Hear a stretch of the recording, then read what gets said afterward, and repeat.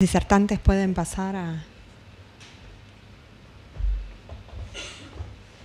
No, yo no quiero participar de la encuesta en donde preguntemos el acceso al emicizumab, te digo. Porque va a ser solo la Ciudad de Buenos Aires y solo uno o dos centros. O sea que te doy el resultado antes de que hagamos la encuesta. Pero ahora, no sé si alguien del público quiere hacer alguna pregunta. Si no, yo voy empezando para romper el hielo. Como soy de la Ciudad de Buenos Aires, y eso forma parte del Gran Buenos Aires y La Plata, o soy fuera de la Ciudad de Buenos Aires, impacta mucho esa gran columna rosa que habla de no acceso a la determinación. ¿Por qué? ¿Por qué se preguntaron por qué? O nos preguntamos en realidad, porque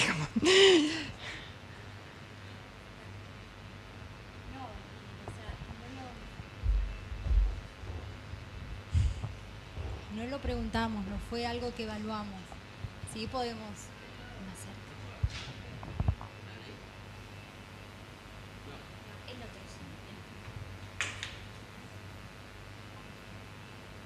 Ahí. A ver ahí. Sí. Bueno, no lo evaluamos. Podemos suponer nosotros o concluir cosas, pero no fue algo que evaluamos. Eso. Y yo cada vez que me presentan, desde que formo parte, mucho más desde que formo parte del grupo Acceso, que quiero decir que es culpa de Fernando, o sea, no fue una idea mía, cada vez que nos cuentan una tecnología nueva y una estrategia que parece de difícil acceso, me pregunto, y les pregunto a los especialistas en el tema, ¿cómo imaginan que sería en una Argentina ideal, no ideal en términos de acceso al recurso todos, sino en una Argentina en términos de idealidad, de pensarla, digamos? ¿Cómo imaginás, Emanuel, que podría ser la incorporación de la tecnología rápida en la Argentina planteada? O sea, ¿cómo decir, bueno, tengo esta cantidad de plata y te la podemos dar para pensar instalarla en la Argentina? ¿Cómo lo ves? Sí, digamos que es un país grande. Digamos que hay que trabajar bastante por ahora en el acceso al diagnóstico, que cuesta, sobre todo en el interior, y acceder también a las determinaciones y capacitar para hacer la titulación del inhibidor, que cuesta bastante. Así que por ahora como que lo veo lejano. Y digamos, la idea de esto es de armonizar, de que todos tratemos de utilizar esa misma plataforma para que tener resultados parecidos, pero es difícil acceder a esa plataforma y que todos trabajen de la misma forma. Así que por ahora es complicado. Te hago una pregunta. ¿Crees que si fuese un estudio prácticamente gratis, sería bueno para que, bueno, entiendo que hacer, inhibidor de 8 requiere de que el bioquímico tenga tiempo y tenga, conocimiento en cómo hacerla? Muchas veces, más allá del, costo de los reactivos, es una cuestión de tiempo y de saber hacerlo. ¿Crees que si fuese gratis o si tuviese un costo bajo, haría que ese 30% de los centros argentinos que no le pueden ofrecer a sus pacientes el diagnóstico? O sea, hay un 30% que lo hace, in-house, 30% que deriva la muestra y 30% que, bueno, no se puede hacer diagnóstico. ¿Crees que sí o que no? Que si fuese muy barato. Si fuera gratis, barato, obviamente. Siempre uno está abierto a nuevas tecnologías y, tratar de que todos tengan acceso, pero hay que ver más resultados de esta plataforma. Los títulos de inhibidor a veces son bastante discordantes. Para mí no lo veo tan comparable con el ensayo tradicional. Hay que hacer más experiencia, ver más resultados, pero obviamente que si se logra esa armonización y con una plataforma que sea accesible, estaría bueno. ¿Y crees que de contar esa tecnología habría más estandarización en el resultado? ¿O mejoraría la estandarización? Porque a mí el 40% de variabilidad como médica me dio como un... Sí, siempre asusta ese valor porque cuando ves los resultados que te devuelven de estos programas de evaluación externa de calidad, hay rangos muy amplios. En el título inhibidor quizás tiene que tener 5 unidades y a uno le da 20, a otro le da 0,5. Pero, digamos, los laboratorios no están utilizando todos a rajatabla el mismo protocolo o el método Nijmegen, que es a veces más caro, por así decirlo. Tenemos que utilizar un pool normal o aferiado que a veces cuesta conseguir, usar un plasma eficiente en factor 8 y von Willebrand, en este caso, que siempre suele ser comercial, también que con el método Bethesda tradicional, que parecía más barato. Así que digamos que por ahora seguiremos haciendo las incubaciones en el baño con los Eppendorf bien tapados, 2 horas a 37, controlar el baño termostatizado. Incluso uno cuando hace esa incubación no es que está 2 horas mirando el Eppendorf, está haciendo otras cosas. Y bueno, sí, obviamente es tedioso cuando un paciente llega a las 5 de la tarde un viernes, que nos ha pasado, tenemos que quedar hasta las 10 de la noche. Pero digamos, es una propuesta. Incluso esta teoría del sacar del von Willebrand del medio, no sé, no me cierra tanto. Pero bueno, habrá que ver más experiencias. ¿Puedo hacer un sí, claro. Hola.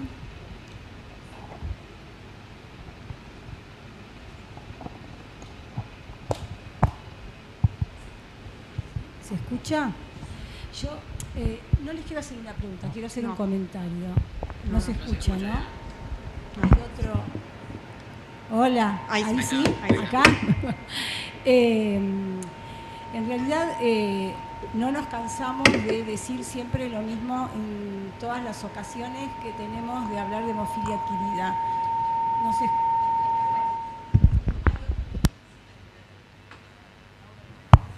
Hola. ¿Es el mío?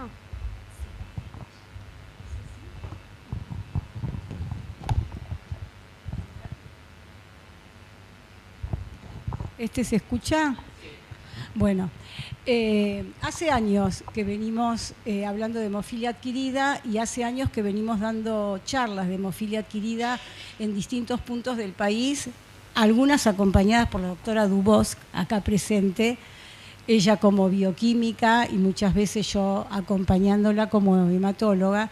Y como dijo recién Alejandra, sería fantástico vivir en un mundo ideal donde a lo ancho y a lo largo de todo el país pudiésemos tener todos los recursos. Pero yo creo que acá hay un tema fundamental y es la educación. Me parece que si no hay educación para nuestros colegas y para aquellos que no son hematólogos, para los que reciben en la guardia a los pacientes, como dijiste Manuel, que son los emergentólogos, los obstetras, los ginecólogos, el terapista, que no piensan en hemofilia adquirida, porque no es una patología frecuente. Somos nosotros los que estamos insistiendo para que piensen. De hecho, uno de los títulos de las charlas siempre era difícil diagnosticar una enfermedad en la que no se piensa. Y esto me lo enseñó desde chiquitita Sánchez Ábalos, que siempre decía que si uno no piensa que una enfermedad puede existir, difícilmente puedas diagnosticarla. Y creo que, si bien es cierto que todos sabemos que se necesita para hacer el diagnóstico de certeza la titulación del inhibidor, nadie puede dejar de tratar a un paciente porque no tenga la titulación del inhibidor, porque ahí es cuando se nos mueren los pacientes. Y también siempre decimos que hay 3 patologías, hay 3 emergencias en hematología. La PTT, que estamos parados en la puerta de la habitación del paciente con disquisiciones, si es un SUS, si es una PTT y en el medio se murió el paciente. La otra es la promielocítica, con esa coagulopatía que se te... Y otra es la hemofilia adquirida, donde hasta que decidimos si hacemos, no hacemos, si le ponemos, no le ponemos, y a pesar de todo, y Fernando también lo ha vivido, nos encontramos con pacientes que no inician el tratamiento porque no tienen la titulación del inhibidor. Y la realidad es que si vos tenés un KPTT prolongado que no corrige con plasma normal, que le descartaste un anticoagulante lúpico, que no está tomando dabigatran y que nunca en su vida tuvo manifestaciones hemorrágicas y que apareció de repente en una guardia con un sangrado en forma abrupta, o si es una mujer relativamente joven que tuvo un bebé hace un mes o hace 10 meses, porque hasta un año después del parto podés llegar a tener una hemofilia adquirida. Y bueno, empecemos con el tratamiento. Es lo mismo que cuando te llega un paciente con un diagnóstico presuntivo de una TBP un sábado a la madrugada y no tenés para hacerle una ecografía. No la mandes a la casa sin nada, porque por ahí se muere de un TEP cuando llegó a la casa. Bueno, acá es lo mismo. O sea, así como de pronto una dosis de heparina o alguno de los anticoagulantes directos, si uno tiene, no se le niega a nadie ante una duda de un evento trombótico, me parece que en este caso, si nosotros tenemos la sospecha, la fuerte sospecha, bueno, cuando tengamos la posibilidad, cuando le podamos titular el inhibidor, lo haremos. Pero el concepto que yo creo que tiene que quedar es que es cierto, hay que cumplir con todos los puntos que son necesarios para hacer un diagnóstico de certeza. Pero si esperamos, más en este país, si vamos a seguir esperando a que todos tengamos la posibilidad de tener los reactivos o la metodología para tener la titulación, me parece que se nos van a morir cada vez más pacientes, aunque sean poquitos. Bueno, eso quería comentar. Alberto. Y mientras voy a decir que en este momento lo que es difícil es lograr que te corrijan una PTT por guardia. Y lo voy a decir, no, por supuesto, en los centros grandes, ¿no? Donde tanto el médico como el bioquímico entiende por qué hay que corregir una PTT largo. Pero bueno. Sí, es una pregunta para Fernando. En relación a lo que estaba comentando Diana, en el registro, ¿cuál fue la demora, digamos, la media de demora en el diagnóstico, teniendo en cuenta como demora digamos, el tiempo que pasó entre que el paciente consultó al centro médico y fue derivado para realizar el estudio y el diagnóstico? Bueno, Alberto, ese fue el principal error que, digamos, tuvimos en el registro argentino, nuestro estudio retrospectivo inicial, porque inicialmente, bueno, no digamos, la pusimos como una variable a colectar el dato. Quisimos después tomar, digamos, ese dato, pero lo tenemos en poquitos pacientes, así que ese dato no lo tenemos. La idea es armar un estudio nuevo, luego de que logramos publicar que estamos ahí, digamos, intentando, pujando con eso, y que esa variable sea una variable, digamos, importante.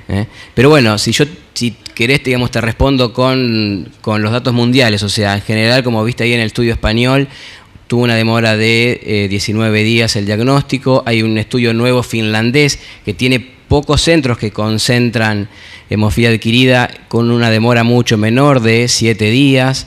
El estudio europeo tuvo una demora de un 30%, fue mayor a, digamos, una semana. La mediana le dio 4 días, no fue tanta, digamos, europeo. Pero bueno, nos falta ese dato. Creemos que puede dar alto, pero queremos usarlo, digamos, en un segundo estudio que está ahí en marcha. Sí, porque te digo sinceramente, me cuesta entender que en esta patología haya demora diagnóstica, porque Emanuel lo mostró bien, las fotos, esas características de la hemofilia adquirida. Con mucho menos que eso, el paciente termina en hematología. No, pero mira, hace poco me contaron un paciente, bueno, sí, en realidad sí, digamos, pasa, porque hay pacientes que van a la guardia 2 o 3 veces hasta que recién lo ve un clínico entrenado, un hematólogo, o bueno, llega al digamos, hematólogo. Así que en la práctica lo vemos. Inclusive, si lo ves globalmente, de todas las, digamos, consultas en la guardia por sangrado, sí, es algo, digamos, esperable. Inclusive los españoles en ese registro, en ese estudio chiquito de, digamos, 28 pacientes, mostraron las causas. Una de las principales causas eran que no hacían estudios de, digamos, hemostasia básico, pacientes con algún sangrado que parece que no le hacían. Porcentaje alto era que eran pacientes anticoagulados. Como son pacientes añosos, muchos están anticoagulados y bueno, y no, digamos, indagaban mucho más que en eso. En otros es porque no tenían para hacer, digamos, ensayo de mezcla o o hacer, digamos, dosaje del 8. Una cosa interesante es que la mediana de, digamos, APTT, aún sin corregir, pero bueno, ya para tener una idea de la mediana de cuánto da un, digamos, APTT, en nuestro estudio nos dio 88 segundos. No hay tantas cosas que den una mediana de, digamos, APTT de 88 segundos, obviamente que un inhibidor lúpico sí, bueno, es otra clínica, obviamente, pero si piensan en un paciente con von Willebrand tipo 1, que el APTT puede prolongarse un poquitito por el 8, nunca llega, digamos, a 90 segundos. Pero bueno, como dijo recién Diana, hay que ir sobre todo a entrenar, bueno, a las guardias, principalmente a clínica médica. Creo que lo que tiene que saber un clínico se resume en una foto y 4 o 5 cosas. Creo que con dos diapositivas ya está. Pero bueno, es cierto que tiene una, digamos, incidencia muy baja, pero en los grandes centros 1 o 2 por año tienen, digamos, no es que es algo, digamos, imposible. Quiero contarles. Y la mortalidad es una cosa muy alta. Perdón, quiero contarles que afuera de las grandes ciudades no hacen el APTT. ¿Sí? Viene un paciente consangrado, le hacen una concentración de protrombina y si le da normal, le dicen, tiene coágulo normal. Y eso pasa acá a 30 kilómetros, no acá a 1000 kilómetros. O sea que realmente es complejo y pasa. Yo coincido con Fernando. No, tal vez tengamos que, a ver, porque también hablarlo, digamos, entre nosotros, que más o menos lo sabemos, por ahí tenemos que ir al, digamos, congreso de la SAM, digo, Grupo Acceso, ir al, digamos, congreso de clínica, congreso del Hospital de Clínicas, bueno, digamos, a otras instancias, ¿no? Más allá de hablarlo entre nosotros en la... ¿Vir? Sí, una preguntita para Fer y para Manuel. Fer, en el caso del ensayo que mostraste en cuanto al tratamiento inmunosupresor asociado a ciclofosfamida y inmunosupresor rituximab, entiendo que el rituximab demora por ahí su acción, por eso esperar hasta el día 28, en el caso de no respuesta está bien, pero ¿qué hacemos con el corticoide? O sea, ¿lo continuamos a altas dosis? No sé si comentaba algo eso el ensayo. Y la pregunta para Manuel es con respecto a tu opinión sobre el método de incubación de la PTT, en el caso de que este nos dé negativo, si es necesario o no hacer los títulos de inhibidor. El ensayo que, bueno, los comparó, usó el corticoide 5 semanas, tanto con ciclofosfamida o el que usó, digamos, rituximab. La tasa de respuesta no fue, digamos, estadísticamente significativa, fue alta en los dos. En el que usó rituximab fue 76%, el que usó ciclofosfamida 66%. Y en realidad ese estudio lo que hizo fue hacer, digamos, la terapia inicial y ahí evaluar, digamos, diferencia de respuesta. Después cuando hace, digamos, el cambio ya sale, digamos, del estudio, no sale del estudio, de ese estudio. En la práctica, en general, si el paciente a la tercera semana o cuarta semana no tiene respuesta, cuando se hace una terapia combinada, le damos ciclofosfamida y, digamos, corticoides, en general rotamos a rituximab y hacemos un tapering lento con corticoides. Pero no es de buena práctica esperar una remisión completa, como ya dije varias veces, en la segunda semana. O sea, eso también es bueno hablarlo con los médicos clínicos, que son pacientes que suelen tener internaciones prolongadas, eso, y con, digamos, el paciente, que si tiene respuesta suelen ser internaciones prolongadas. Pero sí, por lo menos en las primeras 3 semanas, ver una cierta respuesta, que el 8 empiece a subir, que si bien no hay una correlación directa muchas veces, que el, digamos, inhibidor empiece a bajar. Y si en ya, el caso puntual de esta patología, pero fíjate que en Evans y en PTT se está hablando ya de 2 semanas. Sí. O sea, como que en esta es una diferencia. Si lo comparamos con Evans, si lo comparamos con PTI, tenemos que tener más paciencia. En líneas generales, más paciencia. Pero tampoco estar 5 semanas o 4 semanas sin ver, digamos, nada de respuesta, por lo menos una, digamos, respuesta incipiente. Perfecto, gracias. Bueno, antes que hacer la titulación del inhibidor, podemos valernos de la PTT como estuvimos hablando, que va a estar prolongado, y podemos hacer una corrección para calcular el ICA para ver si corrige o no corrige, obviamente con un buen pool preparado. Y después la prueba de potenciación de la PTT en algunos inhibidores de bajo título puede dar un falso negativo. O sea, si hay una fuerte sospecha clínica de una hemofilia adquirida, hay que hacer la titulación del inhibidor directamente. Obviamente en centros donde no disponen de dosaje de factor o hacer la titulación tendrán disponible la PTT, pero si la prueba de incubación de la PTT da un falso negativo, hay que hacer sí o sí la titulación del inhibidor y no por eso descartar la patología. ¿Sí? O sea, es importante la sospecha clínica y sí, bueno, y si no, derivar la muestra a un lugar donde hagan la titulación del inhibidor. ¿Alguna otra pregunta? Bueno, en nombre del grupo y también de la comisión directiva del Grupo CAT, les quiero agradecer a todos la participación en este evento y recordarles que el año que viene, el 25 de abril, comenzamos nuevamente con nuestras reuniones. En este caso se va a hablar de hemofilia a cargo del Grupo de Trabajo de Sangrado. Bueno, muchas gracias a todos.